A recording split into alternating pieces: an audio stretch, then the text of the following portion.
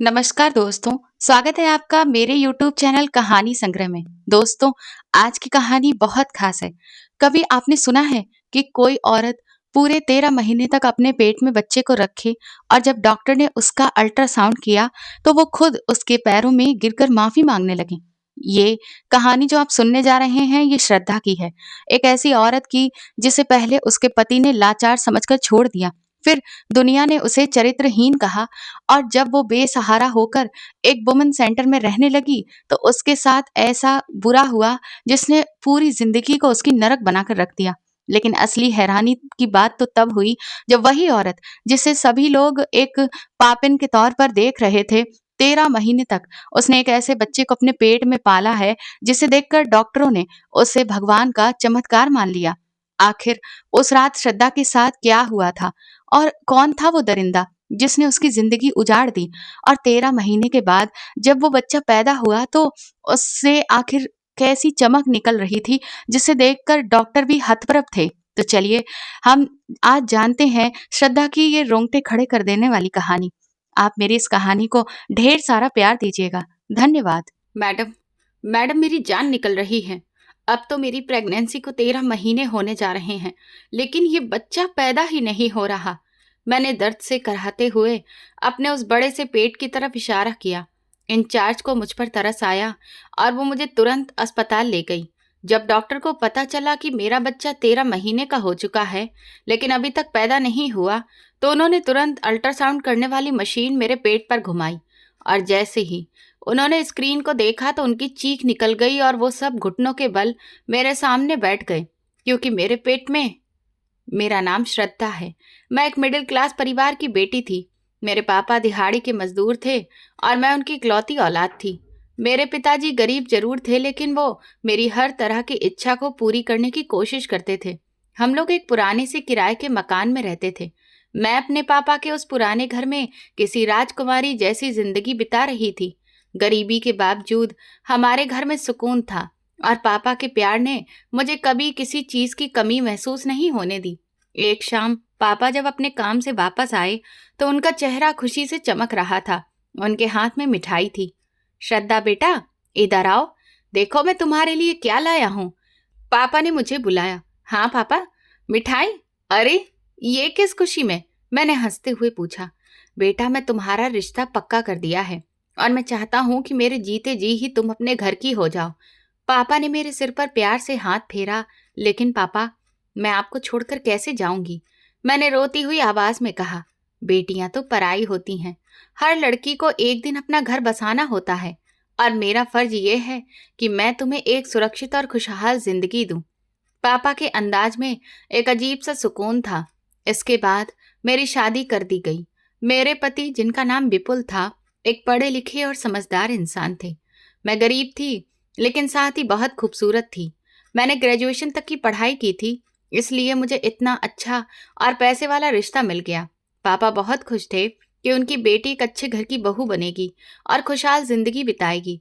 विपुल का घर किसी खूबसूरत महल से कम नहीं था। उसके पास गाड़ियां थीं, नौकर चाकर थे और हर वो सुख सुविधा मौजूद थी जिसके मैंने कभी सपने भी नहीं देखे थे। श्रद्धा, तो मेरी जिंदगी का सबसे खूबसूरत उपहार हो। विपुल ने शादी की पहली रात मुझे अपने पास बिठाकर कहा। विपुल, मैं एक गरीब पिता की बेटी हूँ। मुझे इतने बड़े घर के तौर तरीके और रहन सहन कुछ भी नहीं आता है। मैंने झिझकते हुए जवाब दिया। तुम फिक्र क्यों करती हो? तुम्हें कुछ सीखने की जरूरत नहीं है। बस तुम मेरी बनकर रहो। तुम्हारी खूबसूरती और सादगी ही मेरी सबसे बड़ी दौलत है। विपुल ने मुस्कुराते हुए कहा। धीरे धीरे मेरी शादी को तकरीबन 2 साल बीत गए और इन 2 सालों में मेरे पिता भी मुझसे हमेशा के लिए छोड़कर इस दुनिया से चले गए थे। ये सदमा मेरे लिए बहुत बड़ा था, लेकिन विपुल ने मुझे उन दुख भरे पलों में टूटने नहीं दिया था। फिर और वक्त गुजरा और हमारी शादी को 8 साल बीत गए, लेकिन इन 8 सालों में हमारे प्यार में जरा भी फर्क नहीं आया। हाँ, ये जरूर था कि मुझे औलाद की कमी महसूस होती थी। मैं अपने परिवार वालों की बातें और ताने सुनकर अक्सर रोने लगती थी। विपुल, मुझे बहुत डर लगता है। हमारी शादी को 8 साल हो गए हैं। हमने हर डॉक्टर को दिखा लिया है, लेकिन हमें कोई भी फायदा नहीं हुआ। मैंने एक रात उदास होते हुए कहा। तुम लोगों की बातों पर ध्यान मत दिया करो श्रद्धा। विपुल ने मेरे आंसू पोंछते हुए कहा। लेकिन क्या तुम मुझे औलाद नहीं होने की वजह से दूर तो नहीं हो जाओगे ना? मैंने डरते डरते पूछा। ये तुम कैसी बातें कर रही हो? जब भगवान को मंजूर होगा तो हमें वो औलाद भी दे देगा। और सच कहूं तो मुझे तुम्हारे सिवा कुछ नहीं चाहिए। विपुल ने मजबूती से मेरा हाथ पकड़ लिया। और फिर एक दिन ऐसा आया जिसने मेरी पूरी जिंदगी को खुशहाली से बर्बादी में बदल कर रख दिया। हम दोनों शहर से बाहर एक प्रोग्राम में शामिल होने के बाद घर वापस आ रहे थे। उस दिन मौसम काफी खराब था और बारिश भी बहुत जोरों की हो रही थी, जिस वजह से सड़क पर काफी फिसलन थी। विपुल उस वक्त गाड़ी तेज चला रहे थे कि अचानक से सामने से आने वाले एक ट्रक ने हमारी गाड़ी को जोरदार टक्कर दे मारी। गाड़ी पलटती हुई सड़क पर घूम रही थी और फिर आगे जाकर वो खाई में गिर गई।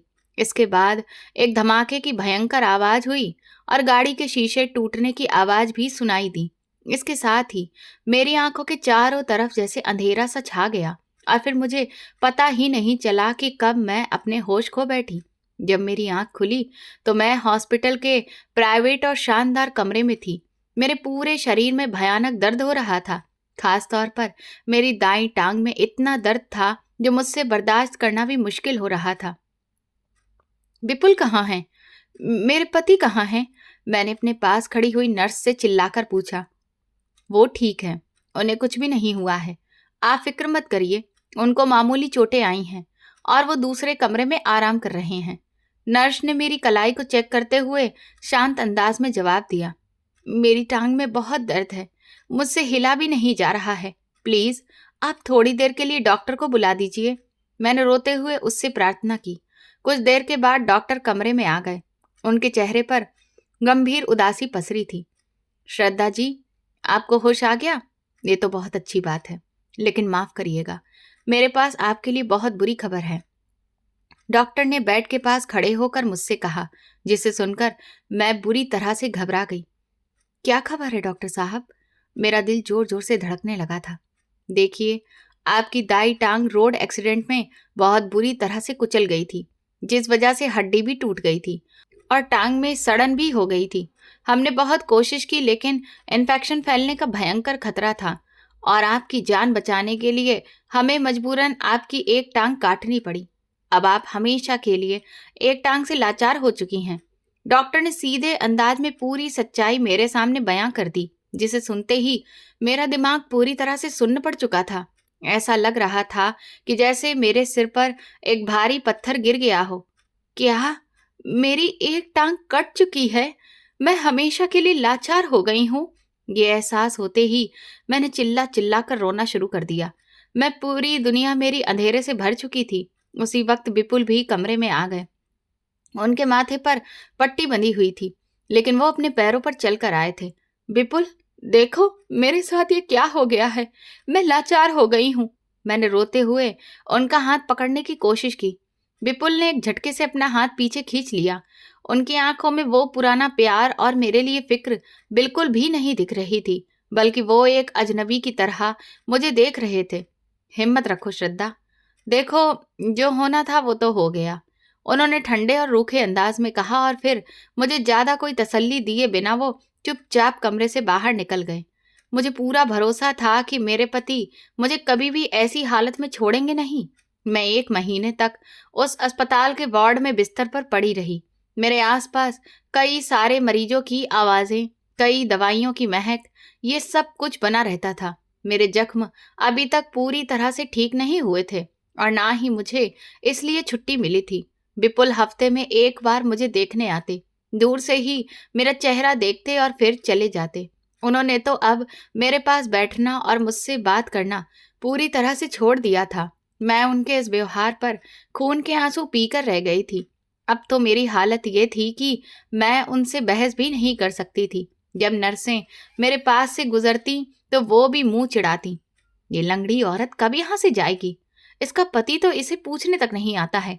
एक नर्स ने दूसरी से कहा। मैंने ये शब्द सुने तो मुझे घुटन सी महसूस होने लगी। मैंने उन्हें जवाब देना चाहा, लेकिन मेरे गले में जैसे कांटे चुभ रहे थे। फिर एक दिन विपुल आए। उनके हाथ में एक फाइल थी। वो सीधा मेरे बेड के पास आकर खड़े हो गए। क्या हुआ विपुल, तुम इतने दिन से मुझसे मिलने के लिए क्यों नहीं आए थे? क्यों इतने दिन बाद आए हो? मैंने दर्द से कराहते हुए पूछा। इन कागजों पर साइन कर दो श्रद्धा। विपुल ने वो फाइल मेरे बिस्तर पर सामने फेंक दी। मैं हैरत से उस फाइल को देखने लगी। ये किस चीज के कागज हैं? मैंने हाथों से फाइल खोली। उसमें लिखे हुए शब्दों को पढ़कर मेरी आंखों के आगे एक बार फिर से अंधेरा छा गया। वो डाइवोर्स पेपर थे। ये तुम क्या कर रहे हो विपुल?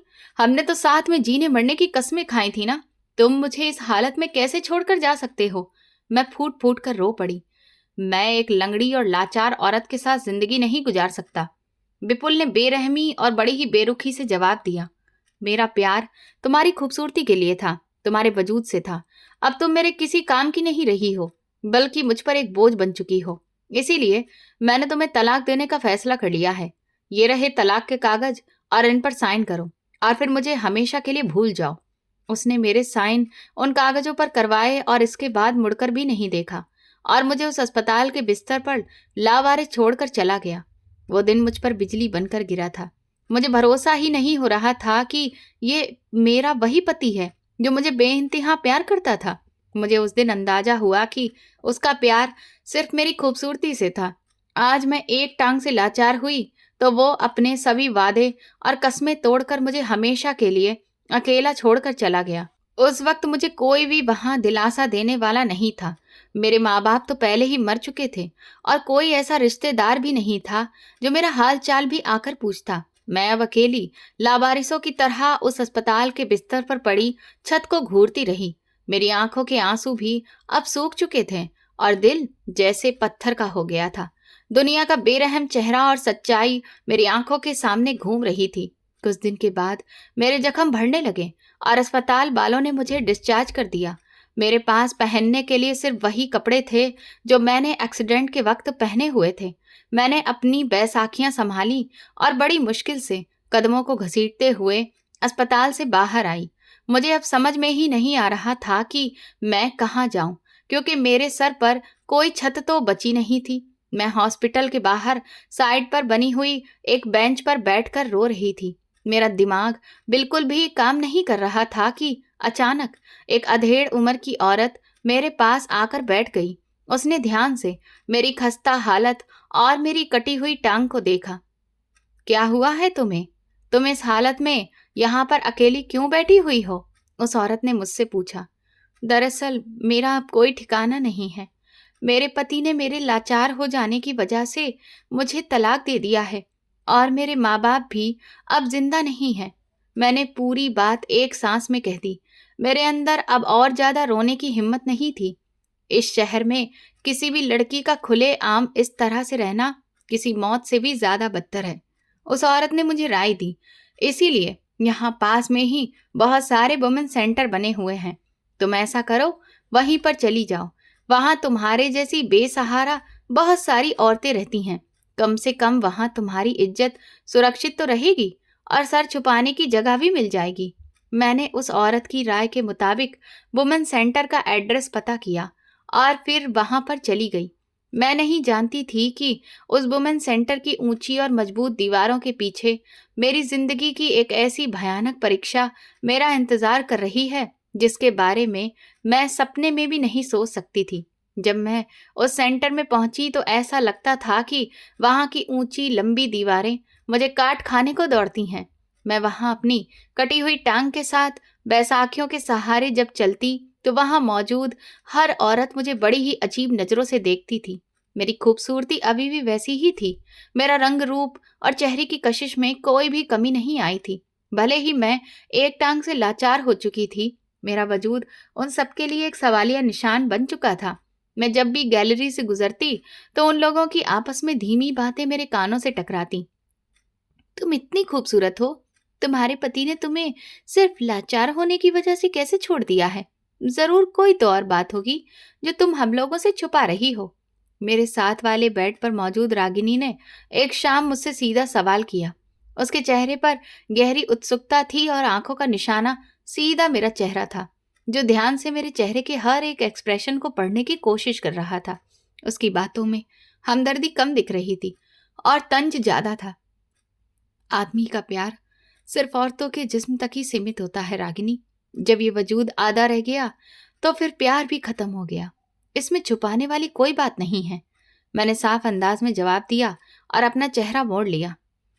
मेरे अंदाज में छुपा हुआ तीखापन और दर्द को महसूस करके वो एक पल के लिए थोड़ा सा घबरा गई, लेकिन फिर भी 8 साल का रिश्ता ऐसे ही तो नहीं कोई तोड़ देता। जरूर तुमने कोई ऐसी गलती की होगी जिसकी सजा उसने तुम्हें इस तरह से दी है। कमरे के दूसरे कोने से शिवानी ने इस बहस में हिस्सा लिया। उसकी आवाज में एक अजीब सी चुभन थी जो मेरे जख्मों को और ज्यादा कुरेद रही थी।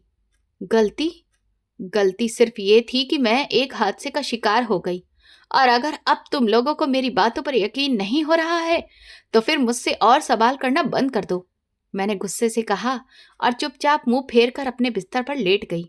मेरी आंखों से आंसू गिरने लगे थे, लेकिन मैं उन औरतों के सामने रोना नहीं चाहती थी। धीरे धीरे मैंने अपने भगवान में अपना मन लगाना शुरू कर दिया और मैं उनसे करीब होती चली गई। पहले भी मेरा मन पूजा पाठ में बहुत लगता था, लेकिन अब तो मैं रात को धार्मिक किताबें पढ़कर अपना वक्त गुजारने लगी। कई बार मैं रात को उठती, अच्छे से अपने हाथ पैर धोती और भगवान के सामने कभी रामायण तो कभी गीता का पाठ करने बैठ जाती। इस बीच जब भी मेरा दर्द मुझ पर हावी होता तो मेरे आंसू भी रात के सन्नाटे में गिरने लगते। भगवान, तुम्हारी जो मर्जी थी वो तो तुमने मेरे साथ कर दिया, लेकिन मेरी तुमसे प्रार्थना है, अब आके मेरी जिंदगी को और मुश्किल ना बनाना। मुझे इन तंज भरी बातों और इस बेइज्जती से हमेशा दूर रखना। मैंने रोते हुए भगवान से गिड़गिड़ाकर प्रार्थना करती। मेरे दिल पर हर वक्त एक अजीब सा बोझ रहता था। मुझे महसूस होता था कि भगवान मेरी पुकार सुन तो रहे हैं, लेकिन पता नहीं वो मेरी प्रार्थना को मानेंगे भी या नहीं। वुमेन सेंटर के इंचार्ज गायत्री मैडम एक सख्त और स्ट्रिक्ट रूल्स फॉलो करने वाली औरत थी।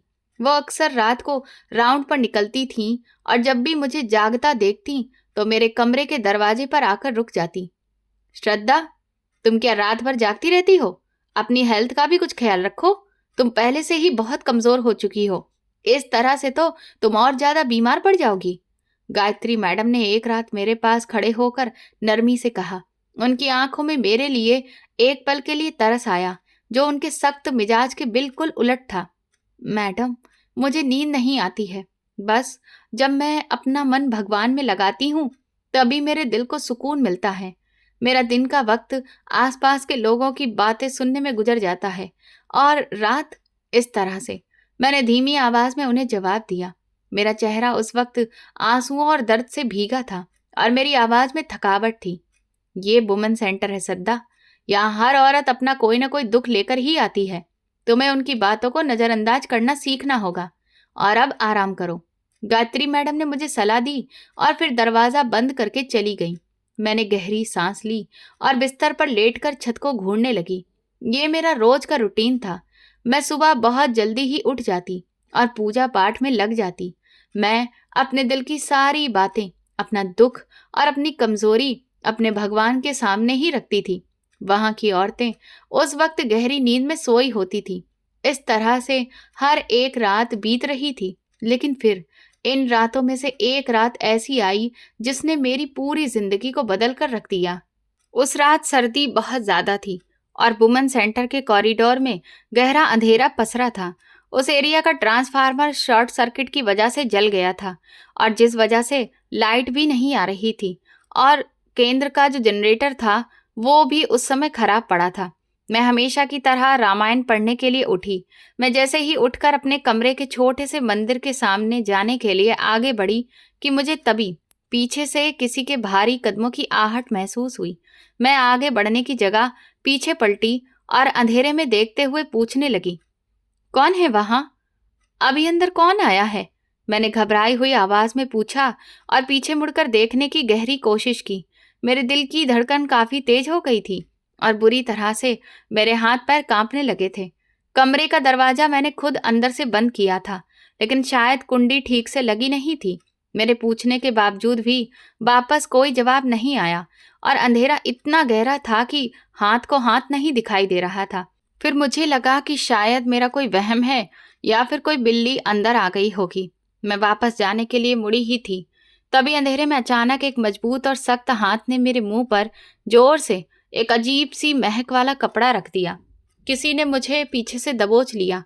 छोड़ दो मुझे। कौन हो तुम? भगवान के लिए मुझे मत मारो, मेरे पास तो कुछ भी नहीं है। मैंने कपड़े के अंदर से ही चिल्लाकर ये सब कहने की पूरी कोशिश की। मेरे हाथ डर के मारे सुन्न हो रहे थे और मेरी सांस भी घुट रही थी। लेकिन उस आदमी की पकड़ बहुत ज्यादा मजबूत थी। उस दरिंदे ने मेरी एक भी ना सुनी। वो कोई बड़ा ताकतवर आदमी था और मैं, एक टांग से लाचार और कमजोर औरत, उसका मुकाबला किसी भी हाल में नहीं कर सकती थी। मैंने अपने आप को छुड़वाने की बहुत कोशिश की। मैंने उसके हाथ पर चोट भी पहुंचाई, उसे धक्का भी दिया, अपनी पूरी ताकत जमा करके अपने नाखून उसकी बाजू पर भी गड़ा दिए। लेकिन मेरी सारी कोशिशें बेकार हो गईं। उसने मुझे जमीन पर गिरा दिया। मैं जो कि अपनी पूजा के लिए उठी थी, उस पवित्र पल में किसी ने मेरी पूरी जिंदगी बर्बाद कर दी। मैं किसी मुर्दा की तरह फर्श पर ऐसे ही पड़ी रही और फिर वो वहां से चला गया। अगली सुबह जब सूरज का उजाला फैला तो मैं बड़ी मुश्किल से खुद को घसीटकर बाथरूम तक पहुंची। पानी के नीचे होकर मैं घंटों रोती रही। मैं अपने वजूद पर लगे उन गंदे दागों को धोना चाहती थी, लेकिन ये दाग पानी से धुलने वाले नहीं थे। मैंने खुद को रगड़ रगड़ कर धोया, लेकिन वो एहसास अब मुझसे दूर ही नहीं हो रहा था।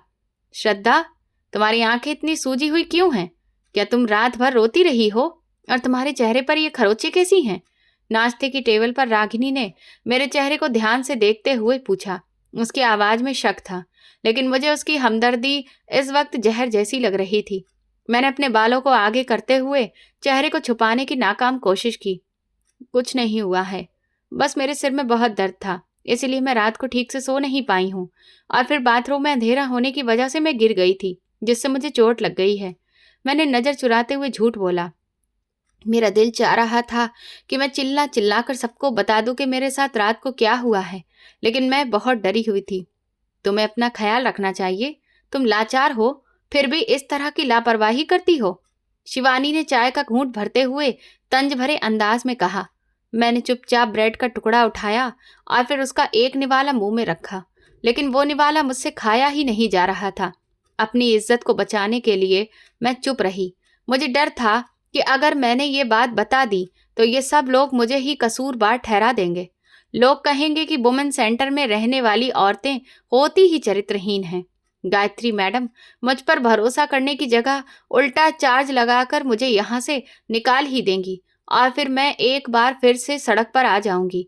मैं यही सब सोचकर अपमान का घूंट पी लिया और अपने अंदर ही अंदर घुटने लगी थी। हे भगवान, तुम जानते हो कि मैं बेगुनाह हूँ। मैंने कोई गुनाह नहीं किया है। मुझे ऐसे जुल्म की सजा मत देना। इससे अच्छा तो ये है कि तुम मुझे मार देते। मैं हर दिन रो रो कर भगवान से प्रार्थना करती। मेरा दिल खून के आंसू रोता था। मुझे अब अपनी परछाई भी बुरी लगने लगी थी। मैं जब भी आईने में अपना चेहरा देखती तो मेरी आंखों में नफरत उतर आती थी। दिन गुजरते गए। मैंने खुद को कमरे तक ही सीमित कर लिया था। मैं किसी से बात नहीं करती थी। मेरा खाने पीने का रूटीन भी बहुत खराब हो चुका था। लेकिन अभी कुछ दिन ही गुजरे थे कि मेरी तबीयत अजीब सी होने लगी। मुझे सुबह उठते ही चक्कर आते और उल्टियां होने लगती थी। मुझे किसी भी खाने की महक बिल्कुल भी अच्छी नहीं लगती थी और फिर शरीर भी टूटने लगा था। तुम्हारी हालत ठीक नहीं लग रही है श्रद्धा। तुम पिछले कई दिनों से कुछ भी ठीक से खा पी नहीं रही हो। तुम्हें वुमेन सेंटर की डिस्पेंसरी में चलना चाहिए। एक दिन गायत्री मैडम ने मेरी हालत देखते हुए मुझसे कहा। उनके चेहरे पर मेरे लिए परेशानी साफ दिख रही थी। उन्होंने मेरे माथे पर हाथ रखकर देखा तो वो बुखार से तप रहा था। मुझे कुछ नहीं हुआ है मैडम, बस ऐसा लग रहा है कि शायद थोड़ा पेट गड़बड़ है। मैं दवा खा लूंगी और फिर ठीक हो जाऊंगी। मुझे डिस्पेंसरी में नहीं जाना है, मैंने चिढ़ते हुए जवाब दिया और फिर बेड पर लेट गई। लेकिन मेरा पूरा वजूद पसीने से भीग चुका था और अब मुझ में खड़े होने की भी ताकत नहीं बची थी। मुझे अंदर ही अंदर एक अनजाना डर खाए जा रहा था। और कोई बहस मत करो श्रद्धा। रागिनी, इसे पकड़ो और चलो मेरे साथ। इसे डिस्पेंसरी लेकर जाना है। अगर इसे कुछ हो गया तो फिर मुझे ही ऊपर जवाब देना पड़ेगा। गायत्री मैडम ने कड़कदार आवाज में ऑर्डर दिया। मैं बेबस सी रागिनी के सहारे खड़ी हुई और फिर हम दोनों डिस्पेंसरी की तरफ निकल गए। वहां मौजूद लेडी डॉक्टर नम्रता ने मेरा पूरा चेकअप किया। उसने मुझसे कुछ सवाल पूछे जिनके जवाब देते हुए जैसे मेरी जान निकल रही थी। उसने मेरी पल्स भी चेक की, ब्लड प्रेशर देखा और फिर एक नर्स को मेरा ब्लड टेस्ट करने को कहा। खून का सैंपल लेने के बाद उन्होंने कहा कि मैं बाहर इंतजार करूं, आधे घंटे में रिपोर्ट आ जाएगी। डॉक्टर नम्रता ने मुझे बाहर बैठने को कहकर फिर दूसरे पेशेंट को देखना शुरू कर दिया। मैं बाहर बेंच पर बैठी थी और भगवान से बार बार प्रार्थना कर रही थी कि जो मैं सोच रही हूँ वैसा कुछ भी ना हो, लेकिन मेरा दिल किसी बुरी खबर का अंदेशा दे रहा था। कुछ देर के बाद मुझे अंदर बुलाया गया। डॉक्टर नम्रता का चेहरा गंभीर था और आंखों में गुस्सा था। श्रद्धा, आपकी टेस्ट रिपोर्ट आ चुकी है और आप प्रेग्नेंट हैं, डॉक्टर ने कड़क अंदाज में कहा। उन्होंने वही बम मेरे सिर पर फोड़ दिया था जिसका मुझे डर था। उनके शब्द सुनते ही मेरे पैरों तले से जमीन निकल गई और कानों में जैसे सन्नाटा छा गया। ये आप क्या कह रही हैं? ये कैसे मुमकिन है? ये सब झूठ है, ये रिपोर्ट गलत है, मैं पागलों की तरह चिल्लाई और अपनी कुर्सी से खड़ी हो गई। मेरा पूरा शरीर पत्ते की तरह कांप रहा था और मेरी आंखों से आंसुओं का एक भारी सैलाब निकल पड़ा था। रिपोर्ट कभी झूठ नहीं बोलती है लड़की। तुम पूरे 2 महीने की प्रेग्नेंट हो और अब तुम ही ये बहुत अच्छे से जानती होगी कि ये बच्चा किसका है। यहाँ सेंटर में बैठकर तुम जैसी औरतें इस तरह के गुल खिलाती हैं। डॉक्टर नम्रता ने बड़ी नफरत भरी नजरों से मुझे देखा और फिर फाइल को मेज पर पटक दिया। उनकी नजरों में मौजूद नफरत ने मेरे पूरे वजूद को छलनी करके रख दिया था। मैंने सफाई देने की कोशिश की, लेकिन मेरे शब्द गले में ही अटक कर रह गए। मैं वहां से निकलकर सीधा अपने कमरे में आई और दरवाजा अंदर से बंद कर लिया। मैं जमीन पर गिरकर फूट फूट कर रोने लगी। मेरे पति ने मुझे सिर्फ इसलिए तलाक दे दिया था कि मैं उसे औलाद नहीं दे सकती थी, और आज जब मैं लावारिस हो गई थी, बेसहारा थी, कटी हुई टांग के साथ एक लाचार औरत की तरह जिंदगी बिता रही थी, तो मेरे पेट में एक नाजायज बच्चा पल रहा था। ये किसका गुनाह है जो मेरे पेट में पल रहा है? हे भगवान, ये तुमने मेरी कैसी परीक्षा ली है? आखिर मैंने ऐसे कौन से पाप किए थे जिसकी इतनी भयानक सजा मुझे मिल रही है? मैंने मंदिर की तरफ मुंह करके रो रो कर भगवान से सवाल पूछे और अपनी आंखें सुजा डाली। ये बच्चा मेरी पवित्रता पर एक बदनुमा दाग है। मैं इसे इस दुनिया में आने ही नहीं दूंगी। मैं इस गंदे खून को अपने वजूद का हिस्सा कभी नहीं बनने दूंगी। मैं किसी की भी नाजायज औलाद को जन्म नहीं दे सकती। मैंने अपने पेट पर हाथ मारते हुए एक गंभीर फैसला किया। मेरी आंखों में एक अजीब सा पागलपन था। मैंने ये तय कर लिया था कि मैं कल ही यहाँ से किसी बहाने से निकलकर किसी भी प्राइवेट क्लिनिक में जाकर इस बच्चे से छुटकारा पा लूंगी, चाहे फिर ऐसा करने से मेरी जान ही क्यों न चली जाए। ये रात बहुत ही मुश्किल से गुजरी थी। मैं पूरी रात करवटें बदलती रही। नींद तो जैसे मेरी आंखों से कोसों दूर हो गई थी। मेरा भगवान ही जानता था कि मैं बेकसूर हूँ। मैंने जानबूझकर ये पाप नहीं किया। मैंने पूरा पक्का इरादा कर लिया था कि सुबह होते ही मैं इस बच्चे से निजात पा लूंगी। मैं गायत्री मैडम से झूठ बोल दूंगी कि मुझे हॉस्पिटल जाना है और फिर सीधा किसी भी क्लिनिक का रुख करूंगी। उजाला होते ही बाहर के हल्के शोर की वजह से मेरी आंख खुल गई। जब मैं उठी तो देखा कि धूप आ चुकी थी। मैंने उठने की कोशिश की, लेकिन मेरी नज़र अपने सिर के पास रखी हुई एक छोटी सी तय की हुई पर्ची पर पड़ी। आखिर ये पर्ची यहाँ पर कैसे आ गई? रात को तो यहाँ पर कुछ भी नहीं था। मैं हैरत से वो पर्ची उठाते हुए खुद से सवाल किया। मेरे कमरे का दरवाजा रात से अंदर से बंद था। कुंडी मजबूती से लगी हुई थी। कोई भी इंसान अंदर नहीं आ सकता था। खिड़की भी बंद थी। मैंने कहा, अपने हाथों से वो पर्ची खोली और उस पर मोटे मोटे शब्दों में कुछ लिखा था, और जैसे ही मैंने वो शब्द पढ़े तो मेरे पैरों के नीचे से जैसे जमीन निकल गई और कलेजा मुंह को आ गया। उस पर्ची पर साफ शब्दों में लिखा था कि इस बच्चे को तुम्हें जन्म देना होगा। अगर तुमने इस बच्चे से छुटकारा पाया तो फिर अच्छा नहीं होगा। अगर तुम्हें भगवान का चमत्कार देखना है तो जो कहा है वही करो। आखिर कौन था जो ये सब कुछ जानता है, और ये सब किसने लिखा है? कौन था जो मेरे कमरे में आया था? मैं जोर जोर से कांपने लगी और डर के मारे मेरे हाथ से वो पर्ची छूटकर नीचे गिर गई। यानी कि कोई तो ऐसा था जो मेरे फैसले के बारे में बहुत अच्छी तरीके से जानता था। कोई तो ऐसा था जो मुझ पर और मेरी हर सोच पर हर वक्त नजर रखे हुए था। डर के मारे मुझे पसीना आ रहा था। कमरे की बंद दीवारें भी मुझे अब खतरनाक लग रही थी। मैंने जल्दी से पर्ची को अपनी मुट्ठी में बंद किया। उस पर्ची पर लिखे शब्द किसी धमकी से कम नहीं थे। और साथ ही उसमें अजीब राज भी छुपा हुआ था। बच्चे को जन्म देना होगा, वरना अच्छा नहीं होगा। ये शब्द मेरे दिमाग में गूंज रहे थे। मैं जो कि कुछ देर पहले उस नाजायज वजूद को हटा देने का फैसला कर चुकी थी, अब हैरत और डर का शिकार हो चुकी थी। कमरे के चारों तरफ देखा, लेकिन वहां पर मेरे सिवा कोई भी नहीं था। श्रद्धा, दरवाजा खोलो। तुमने आज का नाश्ता भी नहीं किया है। क्या अब तक तुम्हारी तबीयत ठीक नहीं हुई है? गायत्री मैडम ने मेरे कमरे का दरवाजा जोर जोर से बजाते हुए ऊंची आवाज में मुझे पुकारा। उनके अंदाज में फिक्र से ज्यादा सेंटर के नियमों की पाबंदी का रौब दिख रहा था। मैं ठीक हूँ मैडम, बस मुझे कुछ थकान है। मैं थोड़ी देर में बाहर आती हूँ। मैंने जल्दी से पर्ची को ड्रॉर में रखते हुए घबराई आवाज में जवाब दिया। मेरी आवाज में डर साफ दिख रहा था, जिसे छुपाना मेरे लिए नामुमकिन हो रहा था। जल्दी से बाहर आओ, मुझे तुमसे कुछ जरूरी बात करनी है और तुम्हारी मेडिकल रिपोर्ट के बारे में भी पूछना है। गायत्री मैडम ने दरवाजे के बाहर से ही सख्त अंदाज में मुझे ऑर्डर दिया।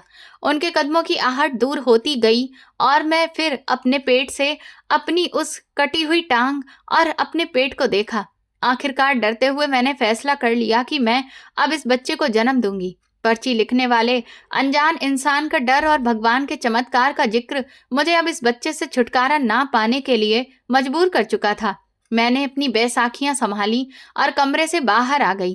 कॉरिडोर में चलते हुए मुझे महसूस हो रहा था कि जैसे हर औरत की नजर मेरे वजूद के आर पार हो रही है।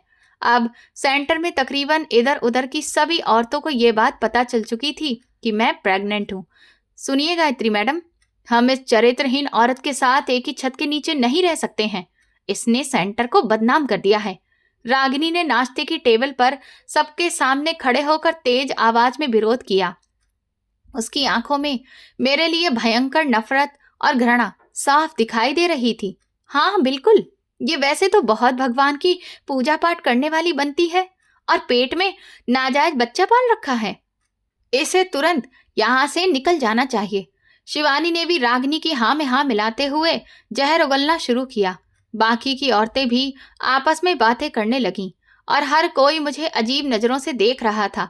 मैं दिल पर पत्थर रखकर सब कुछ सुनती और रोती रही।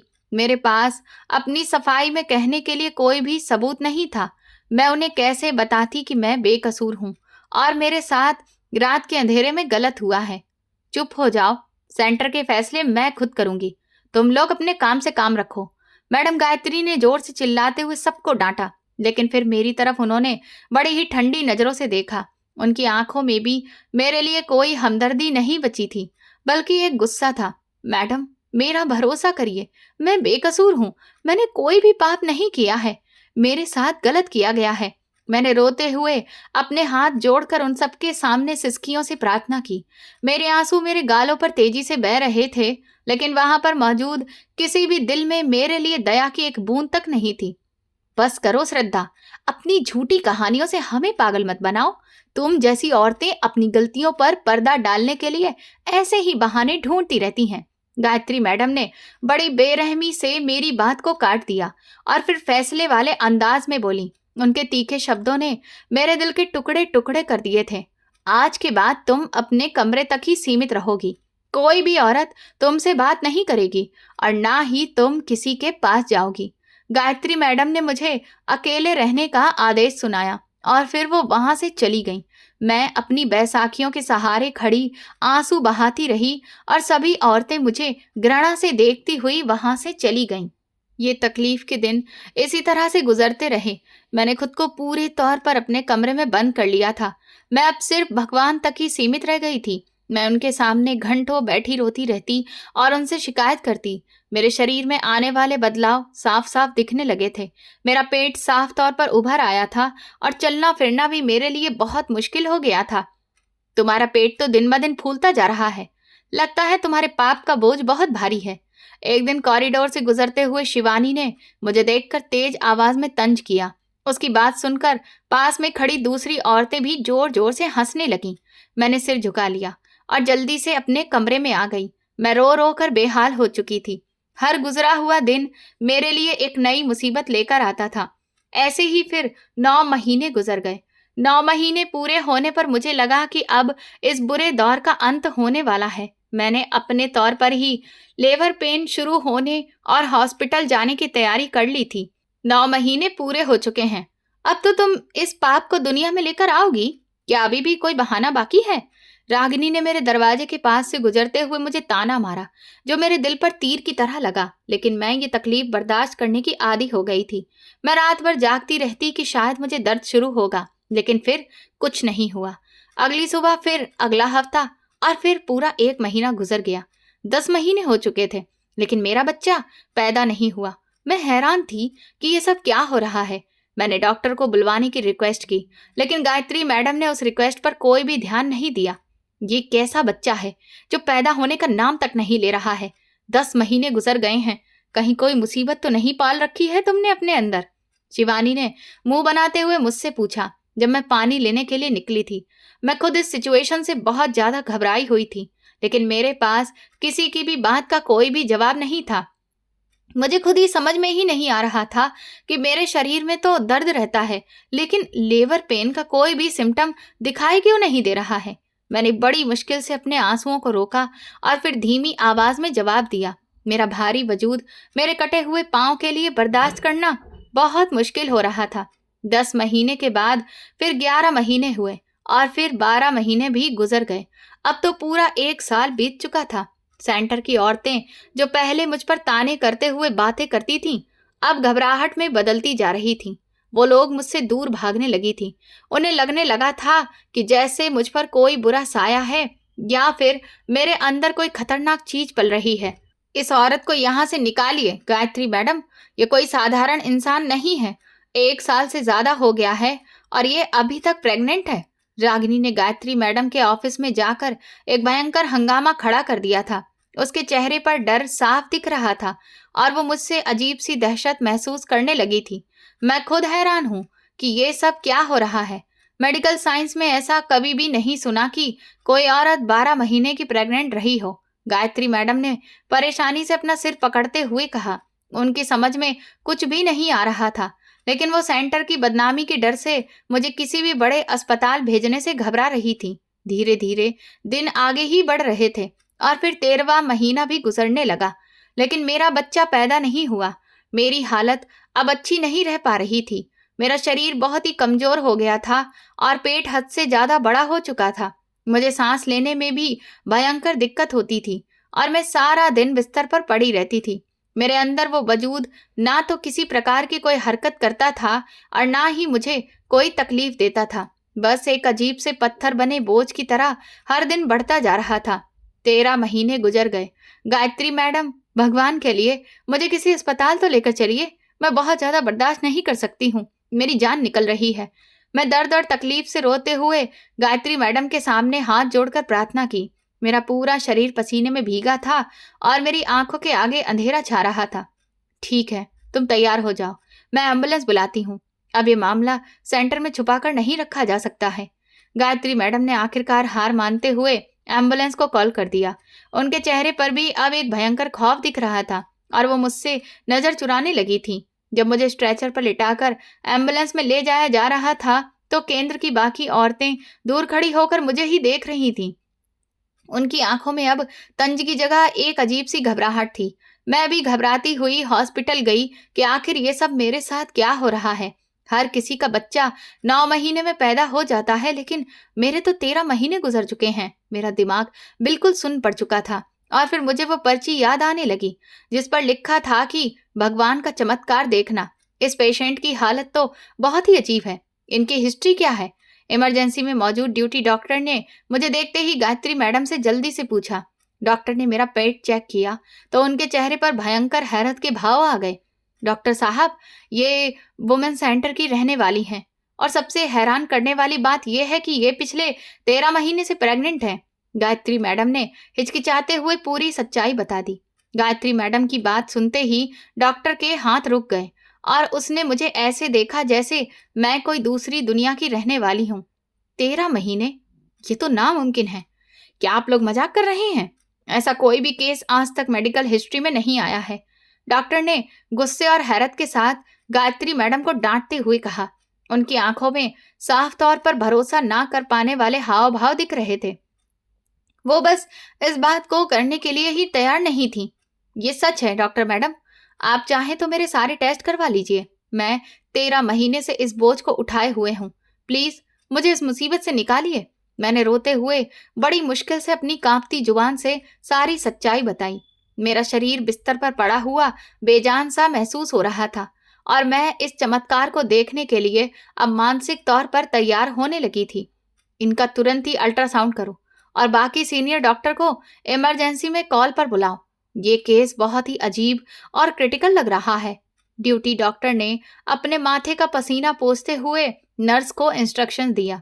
उनके अंदाज में गुस्से की जगह हैरत और उत्सुकता दिखाई दे रही थी। मुझे फिर अल्ट्रासाउंड रूम में शिफ्ट कर दिया गया। कमरे में अजीब सी खामोशी पसरी थी। नर्स ने मेरे पेट पर ठंडा जेल लगाया और फिर डॉक्टर ने अल्ट्रासाउंड की मशीन का प्रोबो मेरे पेट पर रखा। मशीन की स्क्रीन ऑन हो चुकी थी। डॉक्टर साहब, क्या ये बच्चा जिंदा है या फिर ये अंदर ही खत्म हो चुका है? 13 महीने बहुत लंबा वक्त होता है। गायत्री मैडम ने डरते डरते डॉक्टर से सवाल किया, जो कि स्क्रीन को आंखें फाड़कर देख रही थी। उस कमरे की ठंडी हवा मुझे अंदर तक काट रही थी और मेरी नजरें डॉक्टर के चेहरे पर ही जमी हुई थीं। डॉक्टर ने कोई जवाब नहीं दिया। वो बल्कि पत्थर बनकर लगातार स्क्रीन को घूरे जा रही थी। उनकी आंखें हैरत से बड़ी हो रही थीं और हाथ कांप रहे थे। डॉक्टर ने मशीन का प्रोब मेरे पेट से हटाया और पीछे की तरफ एकदम से लड़खड़ाई। अगले ही पल डॉक्टर महिमा और अस्पताल की पूरी टीम मेरे आगे झुक गई और मुझसे माफी मांगने लगी। मैं हतप्रभ थी कि ये सब कुछ ऐसा क्यों कर रहे हैं ये लोग। हमें माफ कर दीजिए श्रद्धा, हमने आपको एक साधारण पेशेंट समझा और आप पर शक किया। डॉक्टर महिमा ने अपने दोनों हाथ जोड़ते हुए कांपती हुई आवाज में कहा। उनकी आंखों में एक अजीब सा पछतावा दिख रहा था, जिसने मुझे और ज्यादा उलझन में डाल दिया। डॉक्टर साहब, आप लोग मेरे कदमों में क्यों बैठ गए हैं? मुझे सब बताइए कि मेरे बच्चे को क्या हुआ है। मैं बेड से उठने की कोशिश करते हुए घबराए हुए अंदाज में पूछा। मेरा दिल गले में आ चुका था और ऐसा लग रहा था कि शायद अब मेरा आखिरी वक्त आ चुका है। हम जानते हैं कि तुम बेगुनाह हो। तुम कोई साधारण औरत नहीं हो, बल्कि तुम बहुत खास हो। लेडी डॉक्टर ने आगे बढ़कर मेरा हाथ पकड़ते हुए रुआंसी आवाज में कहा। उनके चेहरे पर वही डर और हैरत थी जो कुछ देर पहले उनकी तकरार में बदली हुई थी। तो फिर आप मुझे सच्चाई क्यों नहीं बताती हैं? क्यों आप लोग मेरी परेशानी को बढ़ा रहे हैं? मैंने झल्लाते हुए और तकलीफ से परेशान होते हुए लगभग चिल्लाकर कहा। मेरी बर्दाश्त करने की क्षमता खत्म हो रही थी और पेट का भारी बोझ मेरी जान निकाल रहा था। तुम्हारी अल्ट्रासाउंड रिपोर्ट में तुम्हारी प्रेगनेंसी के पूरे 13 महीने ही आ रहे हैं, लेकिन अभी तक तुम्हारा बच्चा पैदा नहीं हुआ है। डॉक्टर ने फाइल से उठाते हुए एक भरोसा ना कर पाने वाली सच्चाई मेरे सामने रखी। उनके माथे पर पसीना चमक रहा था और वो बार बार स्क्रीन की तरफ ही देख रही थी। लेकिन ये कैसे मुमकिन है? बच्चा 13 महीने तक पेट में कैसे रह सकता है और फिर वो जिंदा कैसे है? मैंने हैरत के साथ उनसे सवाल किया। मेरे दिमाग में वो पर्ची बार बार घूम रही थी जिस पर भगवान का चमत्कार दिखने की बात लिखी थी। यही तो भगवान का चमत्कार है। और सबसे बढ़कर हैरान कर देने वाली बात यह है कि बच्चे की ग्रोथ बहुत स्लो है। डॉक्टर ने स्क्रीन पर उंगली रखते हुए मुझे समझाने की कोशिश की। उनकी आवाज में एक गंभीरता दिख रही थी जो पूरे कमरे में फैल रही थी।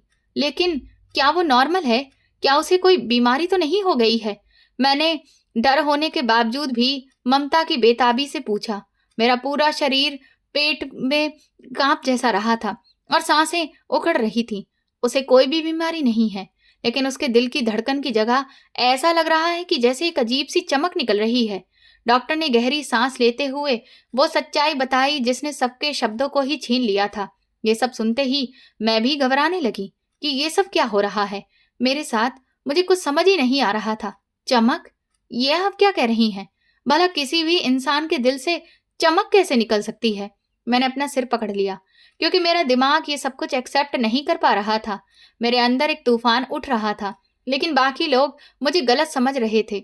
शायद उनके लिए ये एक बहुत बड़ा जवाब था। उसी वक्त गायत्री मैडम और सेंटर की बाकी औरतें जो बाहर खड़ी थीं, उन्हें भी अंदर बुलाया गया। डॉक्टर ने उन्हें अल्ट्रासाउंड की स्क्रीन दिखाई और पूरी सिचुएशन समझाई। ये कैसा चमत्कार है? हम तो ऐसे पाप और इस औरत को चरित्रहीन समझकर ताने दे रहे थे। गायत्री मैडम ने स्क्रीन की तरफ देखते हुए अपने मुंह पर हाथ रख लिया। उनके चेहरे पर शर्मिंदगी के हाव भाव थे और उनकी आंखों से आंसू बह रहे थे। मुझे माफ कर दो श्रद्धा, मैंने तुम पर बहुत इल्जाम लगाए और तुम्हें हमेशा बेइज्जत किया है। रागिनी ने आगे बढ़कर मेरे कटे हुए पांव को छूते हुए रोकर कहा। उसकी आंखों में पाई जाने वाली गहरी नफरत अब एक भयंकर डर में बदल चुकी थी।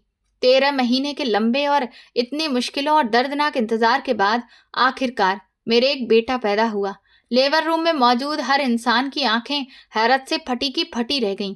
वो दुनिया के बाकी के बच्चों से बिल्कुल अलग बच्चा था, क्योंकि उसकी त्वचा बहुत ही मुलायम और चमकदार थी। उसके सीने के उस हिस्से में जहां दिल धड़कता है, वहां पर एक अजीब सी पारदर्शी चमक महसूस हो रही थी।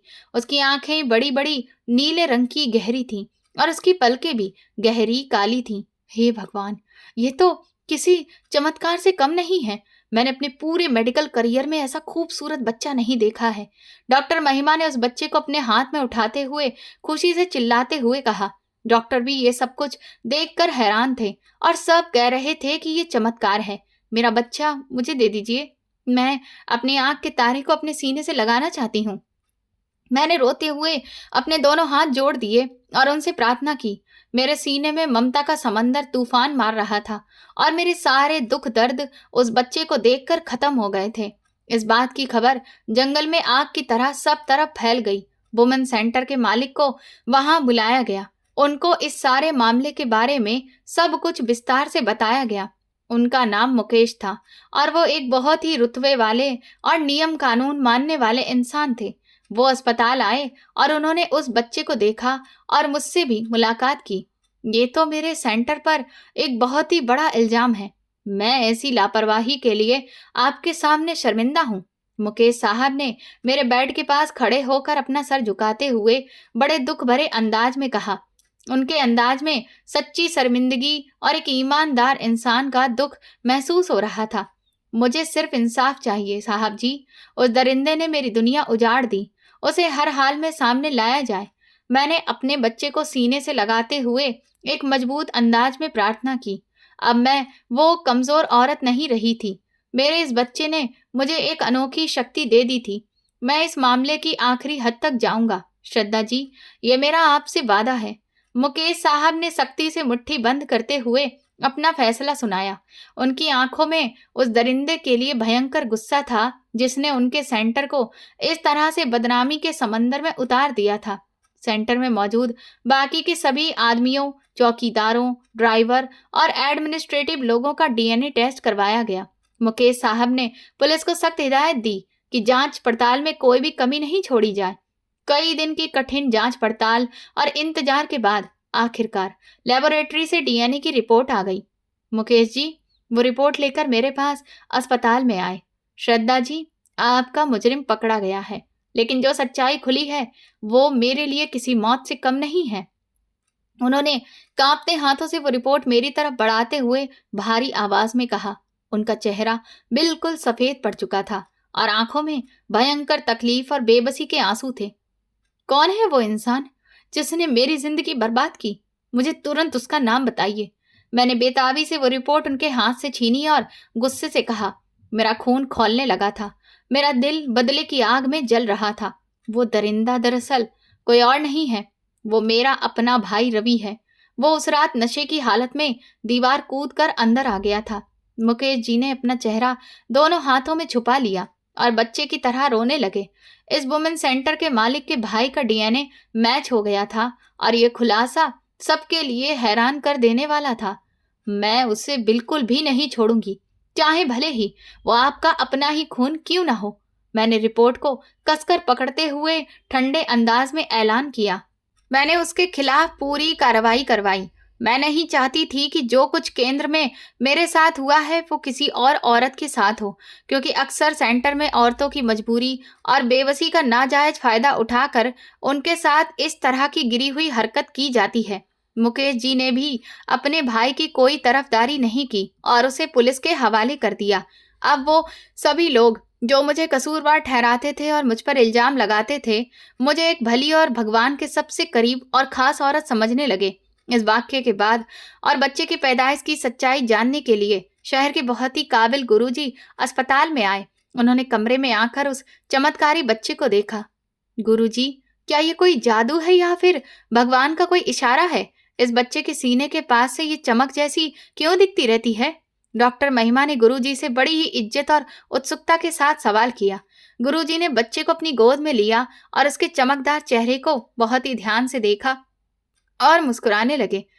ये औरत वाकई बहुत ही भली और पवित्र है। इसके साथ भगवान की आंखों के सामने ही गलत हुआ।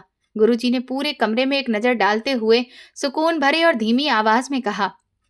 उनकी बातें सुनकर कमरे में मौजूद हर इंसान, खास तौर पर गायत्री मैडम और रागिनी का सर शर्म से झुक गया। भगवान ने मेरी रक्षा क्यों नहीं की थी? मुझे इतनी लंबी परेशानी से उन्होंने क्यों गुजरने दिया? मैंने रोते हुए गुरुजी से अपने दिल का वो बोझ बयां किया जो मुझे अंदर से खा रहा था। मेरी आंखों से शिकायत और दर्द के आंसू बह रहे थे। भगवान ने लोगों को तुम्हारी पवित्रता बताने और तुम्हारी इज्जत को ऊंचा करने के लिए तुम्हारे यहाँ ऐसे बच्चे को जन्म दिया है। गुरुजी ने मेरे सर पर प्यार से हाथ रखते हुए मेरी शिकायत का जवाब दिया। उनकी आवाज में एक गहरा सुकून था जिसने मेरे दिल के सभी जख्मों पर मरहम रख दिया। और ये जो चमक है जो इसके सीने के पास से दिखती है, क्या इसे कोई नुकसान तो नहीं पहुंचाएगी? मुकेश साहब ने गुरुजी से इस अजीबोगरीब चमत्कार की सच्चाई जाननी चाहिए। उनके चेहरे पर भी उस बच्चे के लिए खास प्यार नजर आ रहा था। ये बच्चा जहां भी जाएगा खुशियां ही खुशियां फैलाएगा। ये चमक इसकी ताकत की पहचान है। गुरुजी ने बच्चे के माथे को चूमते हुए ये बात कही। ये सुनकर मेरा सीना गर्व से चौड़ा हो गया और मेरे बच्चे ने मुस्कुराकर मुझे देखा। ये बच्चा ना सिर्फ उस औरत के लिए खुशहाली का पैगाम है, बल्कि उसके पास रहने वाला हर इंसान ही खुश रहेगा। गुरुजी ने बच्चे को मेरे हवाले करते हुए अपनी बात पूरी की। ये भगवान का एक बहुत बड़ा चमत्कार है जिसे दुनिया को दिखा दिया कि सच्चाई कभी छुप नहीं सकती। जिसने मेरे साथ गलत किया उसको उसके किए की कड़ी सजा मिली। अदालत ने रवि को उसकी नीचता के लिए कड़ी सजा सुनाई। सेंटर के मालिक मुकेश, जो कि उस गिरे हुए इंसान के भाई थे, वो एक दिन फूलों का गुलदस्ता लेकर मेरे पास आए। श्रद्धा, मैं जानता हूँ मेरे ही अपने खून ने तुम्हें वो जख्म दिया है जो शायद कभी भर न सके। मुकेश जी ने मेरी तरफ देखते हुए बड़ी शर्मिंदगी के साथ अपनी बात की शुरुआत की। उनके अंदाज में अभी भी वही पुराना पश्चाताप दिख रहा था, हालांकि इसमें उनकी कोई गलती नहीं थी। आपने मुझे इंसाफ दिलाया है मुकेश साहब, आप इस पाप में भागीदार नहीं हैं। मेरे अंदर का सारा गुस्सा अब उस बच्चे की मुस्कुराहट के साथ पिघल चुका था। वो मेरे लिए रिश्ता लेकर आए थे और कहने लगे कि मैं इस बच्चे को अपना नाम देकर अपनाना चाहता हूँ। उन्होंने अचानक इतनी गंभीरता से अपने दिल की बात मेरे सामने रख दी कि मैं हैरान रह गई।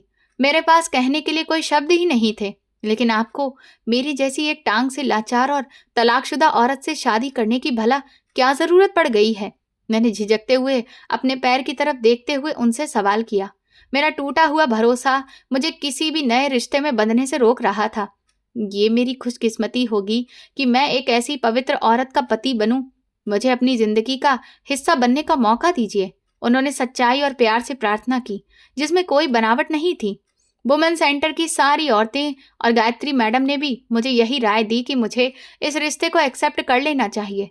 सभी लोगों के कहने पर मैंने उनसे शादी कर ली। उन्होंने अपना हर वादा सच्चा साबित किया। मुकेश जी ने ना सिर्फ मुझे इज्जत दी, बल्कि मेरे बेटे को भी अपना खून का रिश्ता समझकर अपनाया। मैं अब इस वुमेन सेंटर की बागडोर संभाल रही हूँ और मैं पूरा ख्याल रखती हूँ कि सेंटर में हर औरत पूरी तरह से सुरक्षित हो। मैंने वहाँ के नियम और सख्त कर दिए हैं ताकि किसी भी औरत के साथ कुछ भी ऐसा वैसा ना हो जो मेरे साथ हुआ था। मैं खुद अब कई बार रात को वहां पहुंचकर निरीक्षण करती हूँ। मेरे साथ जो भी हुआ उसके बदले भगवान ने मुझे एक बहुत बड़ा इनाम भी दिया। मेरा बेटा आज भी भगवान का सबसे खास बच्चा समझा जाता है। उसे देखकर लोग अपने सारे दुख भूल जाते हैं। लेकिन एक सवाल आज भी राज बनकर है कि वो पर्ची आखिर किसने रखी थी और कौन था जो पहले से जानता था कि ये बच्चा एक चमत्कार है। तो दोस्तों, आप लोग किस शहर से हमारी कहानी सुन रहे हैं और आपको ये कहानी पसंद आई है तो प्लीज हमें कमेंट करके जरूर बताएं। इस वीडियो को लाइक करें, शेयर करें और हाइप दें। साथ ही चैनल को सब्सक्राइब करना ना भूलें। और अगर आपको मेरी मेहनत पसंद आई हो तो मुझे सुपर थैंक्स देकर अपना प्यार और सपोर्ट जरूर दिखाएं, ताकि मैं आपके लिए ऐसी ही शानदार कहानियां लाती रहूं। ये कहानी पूरी तरह से काल्पनिक है और केवल मनोरंजन व जागरूकता के उद्देश्य से प्रस्तुत की गई है। इस कहानी का किसी भी व्यक्ति, स्थान या वास्तविक घटना से कोई संबंध नहीं है। कहानी में दिखाए गए सभी पात्र और घटनाएं काल्पनिक हैं। इस वीडियो का उद्देश्य किसी की भावनाओं को ठेस पहुंचाना, अंधविश्वास फैलाना या किसी व्यक्ति, संस्था या समुदाय को गलत तरीके से प्रस्तुत करना बिल्कुल नहीं है। दर्शक कृपया इसे केवल एक कहानी के रूप में देखें। धन्यवाद।